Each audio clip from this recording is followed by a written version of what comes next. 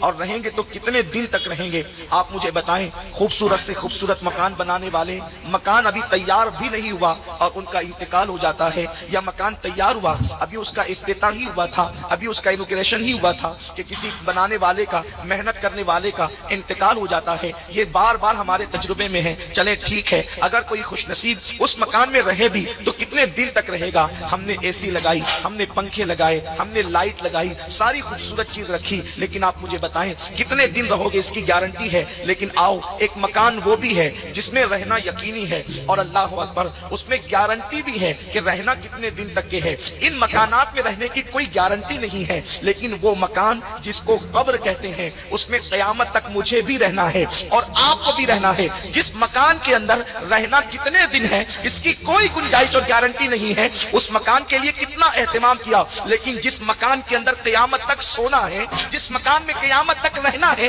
اس مکان کو خوبصورت بنانے کے لیے، اس کی تزئین کاری کے لیے، اس میں ٹھنڈک کے لیے، اس میں ہواؤں کے لیے، اس میں فضاؤں کے لیے، اس میں نرم بستروں کے لیے ہم نے کیا انتظام کیا ہے؟ میرے پیارے آقا صلی اللہ علیہ وسلم کے پیارے دیوانوں، مکانات کے گدے قیمتی پیسے خرچ کر کے خریدے جا سکتے ہیں، مگر قبر کے گدے قیمتی پیسے خرچ کر کے دنیا کے اندر خریدے نہیں جا سکتے، بلکہ اس کی ایک کنڈیشن ہے، اللہ اکبر، اللہ کو راضی کرنا ہوگا، گناہوں سے بچنا ہوگا۔ قبر میں بھی گدے ہیں، قبر میں بھی گدے ہیں۔ کس نے کہہ دیا کہ قبر میں صرف مٹی ہی مٹی ہے؟ بلکہ اللہ جس سے راضی ہو جاتا ہے، اللہ کو جو منا لیتے ہیں، ان کے لیے دنیا کے نہیں بلکہ جنت کا بستر لگایا جاتا ہے اور اتنی خوبصورت نیند سلایا جاتا ہے، فرشتے آ کر کہتے ہیں نم کا نومت العروس، ایسے سو جا جیسے پہلی رات کی دلہن سوتی ہے۔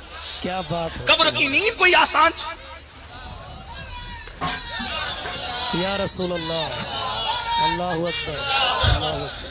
دنیا کے گدوں پہ سو تو دیر تک سونے والے کی کمر درد کرنے لگتی ہے، مگر قبر میں جو جنت کا بستر ہے، اگر اس پر کسی خوش نصیب کو سلا دیا جائے، اگر اس پر کسی خوش نصیب کو سلا دیا جائے تو خدا کی عزت کی قسم جب وہ سوئے گا اور قیامت کے دن اٹھے گا تو اس کو ایسا لگے گا جیسے میں رات کو سویا تھا اور صبح کو میں بیدار ہو گیا۔ سبحان اللہ، سبحان اللہ، سبحان اللہ۔ یہ ہے جنت کے بستر کی برکت۔ لیکن دنیا میں ہم نے گدے تو لگائے، قبر کے لیے کیا انتظام کیا، قبر کے لیے کیا تیاری کی؟ میرے پیارے آقا علیہ السلام کے پیارے دیوانوں، جب ہم قبرستان جاتے ہیں تو کبھی قبرستان میں ہماری نظر پڑتی ہے، ایسا لگتا ہے کتنا سکون ہے، کتنا سناٹا ہے، کتنے اطمینان سے سب سو رہے ہیں، لیکن یاد رکھیں اپنے پاس وہ نگاہ نہیں، اپنے پاس وہ نظر نہیں، اپنے پاس وہ آنکھیں نہیں کہ اللہ اللہ اوپر کی مٹی تو پرسکون نظر آتی ہے، لیکن اندر یہ بھی ہے اسی 2 گز زمین میں کسی کی قبر اتنی بڑی کر دی گئی ہے کہ مشرق سے لے کر مغرب تک کا فاصلہ ہو گیا ہے، تا حد نگاہ قبر کشادہ ہو گئی ہے۔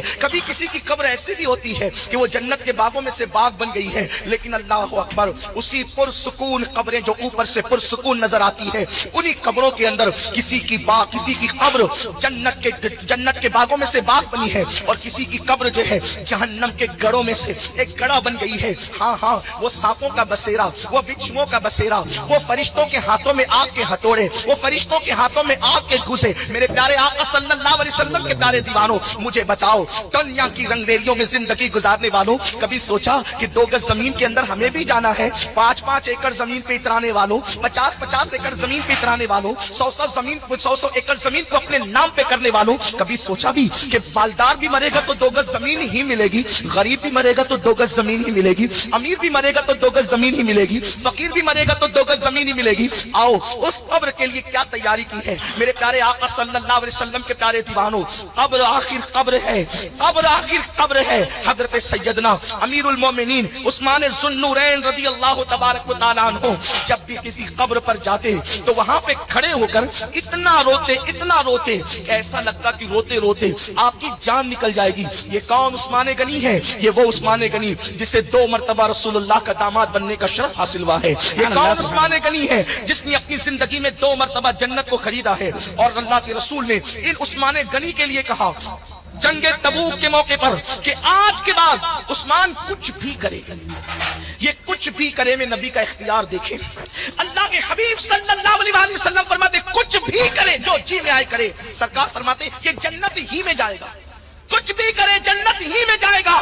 جس जिसको अल्लाह के रसूल ने ये गारंटी दी हो कि उस्मान कुछ भी करे जन्नत ही में जाएगा, वो उस्मान गनी जब कब्रों पर खड़े होते थे तो इतना रोते थे, ऐसा लगता था जैसे आपकी जान ना निकल जाए। लोग कहते थे अमीरुल मोमिनीन आप कयामत का जिक्र सुनकर उतना नहीं रोते जितना आप कब्रों को देख करके रोते हैं। तो उस्मान गनी फरमाते हैं कब्र आखिरत की पहली मंजिल है, कब्र आखिरत की पहली मंजिल है।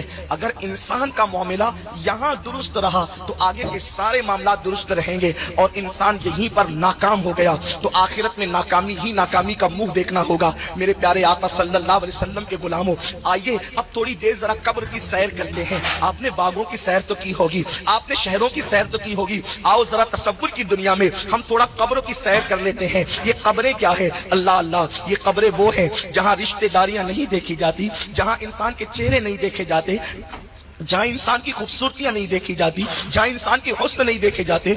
अल्लाह अकबर। कब्र में तो छोटी छोटी बातों पर भी अजाब दिया जाता है। बेशुमार ऐसी कब्रों का जिक्र अहादीस में मिलता है। किसी कब्र पर, कब्र वाले पर सिर्फ इसलिए अजाब हो रहा था कि वो पेशाब के छींटे से नहीं बचता था। थोड़ी तवज्जो करना, थोड़ा गौर करना। रातों को जिना के अड्डों की तरफ कदम बढ़ाने से पहले, नरम गद्दों पर लेटकर जिना के मनाजिर देखने से पहले, कानों में ईयरफोन लगाकर गाने सुनने से पहले, किसी औरत पर बदनजरी करने से पहले थोड़ा तसव्वुर कर लेना, आखिर कब्र है, आखिर कब्र है। इंसान कितनी ही तदबीर कर ले, आखिर कब्र है। और ये कब्र क्या है? कब्र कैसे कैसों को दबाती है, कैसे कैसे। मैं और आप तो कोई शुमार ही नहीं, अपनी तो कोई हैसियत ही नहीं। मैं थोड़ी सी एक हदीस पर आप सबकी तवज्जो चाहता हूँ, बड़ी मशहूर हदीस है, सिहा में मौजूद है, उस पर आपकी तवज्जो चाहता हूँ। और आपने उसको किसी दूसरे बाब के अंदर सुना है, मैं उसको किसी दूसरे बाब में जिक्र करना चाहता हूँ, और आप सबकी तवज्जो। हम सोचते हैं अल्लाह करीम है यार, कब्र में क्या होगा, बल्कि हम तो शेर पढ़ते हैं ना, कब्र में लहराएंगे ता हश्र चश्मे नूर के। मैं भी पढ़ता हूँ, आप भी पढ़ते हैं, लेकिन याद रखना ये शेर पढ़ने के हक उनको थे जिनकी तहज्जुद भी फौत नहीं होती थी। ये शेर पढ़ने के हक उनको थे जिन्होंने जाने तो दे दी मगर सुन्नतों के खिलाफ अमल नहीं किया। ये शेर पढ़ने के हक उनको थे, अल्लाह अकबर, जिनकी निगाहें कभी नहीं उठी। जानते हैं जिस इमाम ने ये शेर कहा है ना, कब्र में लहराएंगे ता हश्र चश्मे नूर के, जलवा फरमा होगी जब तलअत रसूलुल्लाह की। उस इमाम के तकवे का हाल ये था कि खुद के शहर का बाग उन्होंने सारी जिंदगी नहीं देखा। एक मर्तबा जबलपुर से वापस होते हुए अपने घर जा रहे थे, स्टेशन पर उतरकर घर जा रहे थे, तो अचानक नजर पड़ गई। तो मौलाना ईदुल इस्लाम अब्दुल सलाम से खत में जिक्र करते हैं, चलते चलते बरेली के बाग पे नजर पड़ गई। जिसने कभी बाग को भी कसदन नहीं देखा, उनको हक था ये शेर पढ़ने का। जो हीरो हीरोइन को नंगा नाचते देखे, उन्हें क्या हक है ये शेर पढ़ने? आप मुझे बताएं। आज अपने अमाल पर नजर करें, अपने अमाल पर नजर करें, और उसके बाद फिर अपनी बड़ी बड़ी बातों को देखें। आज मेरा जवान अल्लाह वालों से सुनी हुई बातों को अपनी जबान से दोहराता है। यार हम जन्नत में नहीं जाएंगे तो कौन जाएगा? जन्नत तो अपने बाप की है। ऐसा लगता है जैसे बाप से खरीदवा करके बुक करा रखा है। जिसको ये हक था कि जन्नत मेरे बाप के कहने का, वो सैयदा तैयबा ताहिरा मखदूम कायनात सैयदा फातिमातुज़ ज़हरा अपने मुसल्ले पर रोया करती थी अल्लाह की खशियत से।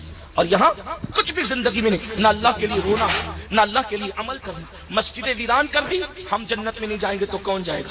माँ बाप को दुख दे रहे, हम जन्नत में नहीं जाएंगे तो कौन जाएगा? सूद के लुकमे खा रहे, हम जन्नत में नहीं जाएंगे तो कौन जाएगा? वो सूद जिसके मुतालिक अल्लाह के रसूल सल्लल्लाहु अलैहि वसल्लम फरमाते हैं, जिसने सूद का एक लुकमा खाया गोया उसने अपनी माँ के साथ 36 मरतबा ज़िना किया।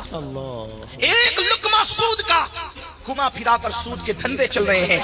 मौलाना को कन्विंस किया जाता है, नहीं मौलाना इसका रास्ता ऐसा नहीं ऐसा है। कुदरत ने जिन रस्तों को बंद कर दिया है, दुनिया का कोई इंसान अब उस रास्ते को खोल नहीं सकता, और जो खोलने की कोशिश करे वो सिरात मुस्तकीम पर रह नहीं सकता।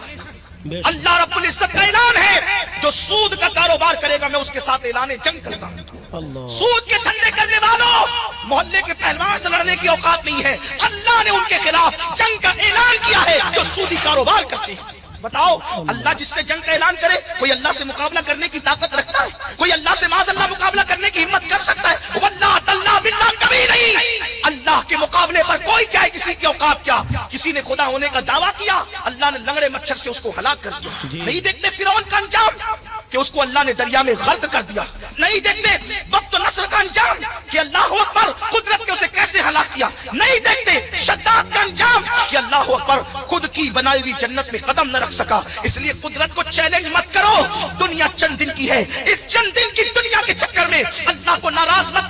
حلال کمانے والے اپنا مال قبر میں نہیں لے گئے، حرام کما کر ہم کیا اپنا مال قبر میں لے جائیں گے؟ جھوٹ بول کر کاروبار مت کرو، دھوکہ دے کر کاروبار سب دنیا میں رہے گا، بال بچے ہوج موج کریں گے، وارثین موج مستی کریں گے۔ اب تو لوگ اتنے بے وفا ہیں، مردہ باپ کی قبر پر جوان بیٹا فاتحہ پڑھنے بھی نہیں آتا۔